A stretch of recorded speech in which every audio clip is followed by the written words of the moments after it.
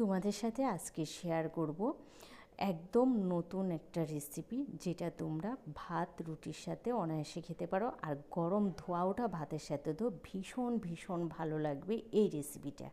তো তোমরা আমার সাথেই থাকো, ছোট্ট একটা রেসিপি। আর ভিডিওতে কিন্তু লাইক কমেন্ট করতে ভুলো না, আর চ্যানেলটা সাবস্ক্রাইব করে পাশে থাকো।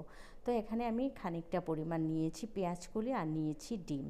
তো এখানে দেখো, একটা ডিমকে আমি ভেঙে কড়াতে দিয়ে দিয়েছি। এই ডিমটাকে না আমি ঝুরু করে নেব।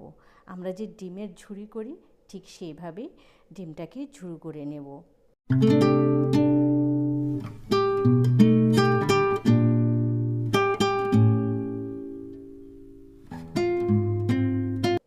তো দেখো, ডিমটা কিন্তু হয়ে গেছে। ডিমটাকে আমি একটা পাত্রে তুলে নিয়েছি। এবার দিয়ে দিচ্ছি 3 চা চামচ সর্ষের তেল।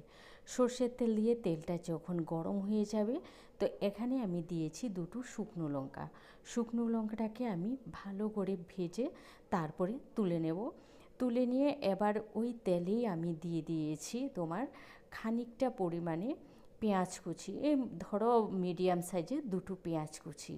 আর এই একই তেলে কিন্তু আমি সমস্ত রান্নাটা করব, সেই জন্য তেলের পরিমাণটা আগেই দিয়ে দিয়েছি। তারপরে দিয়েছি 10-12 কোয়া রসুন, আর দিয়েছি স্বাদ মতো নুন। এবার পেঁয়াজ রসুনগুলোকে একটু লাল লাল করে ভেজে নেব।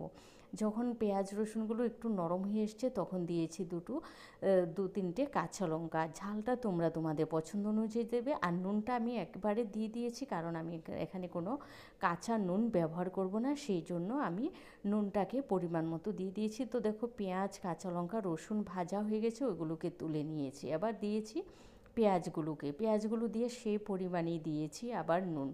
এবার পেঁয়াজগুলোকে বেশ নরম করে একদম ভেজে নেব। একটা জিনিস খেয়াল রাখবে, পেঁয়াজগুলির কালারটা যেন নষ্ট না হয়ে যায়।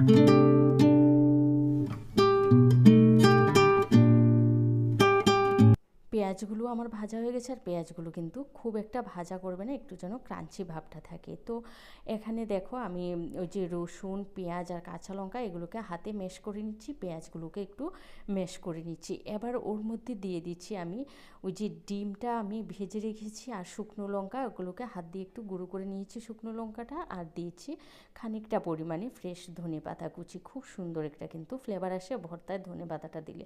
এগুলোকে বেশ আলতো হাতে আমি শুধু একটু মিশিয়ে নিচ্ছি।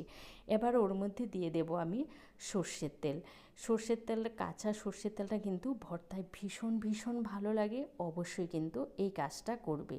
আর আমি নুন কিন্তু বললাম না যে আমি কাঁচা নুনটা ব্যবহার করব না, তাই ভাজার মধ্যে আমি কাঁচা নুনটা পরিমাণ মতো দিয়ে দিয়েছি। তোমরা দেখতেই পাচ্ছ ভর্তাটা ভীষণ সুন্দর হয়েছে, আর খেতে কিন্তু দুর্দান্ত হয়েছে। ভিডিওটা ভালো লাগলে লাইক কমেন্ট শেয়ার করে আমার পাশে থেকো। ভালো থেকো, সুস্থ থেকো, টাটা।